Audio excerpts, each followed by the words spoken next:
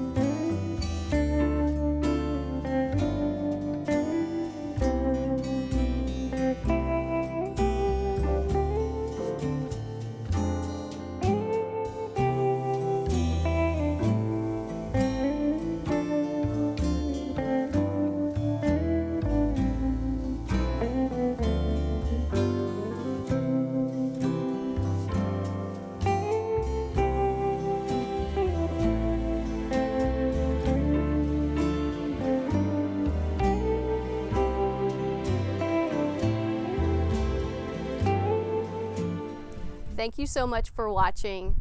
I hope you have a wonderful Christmas and a Happy New Year.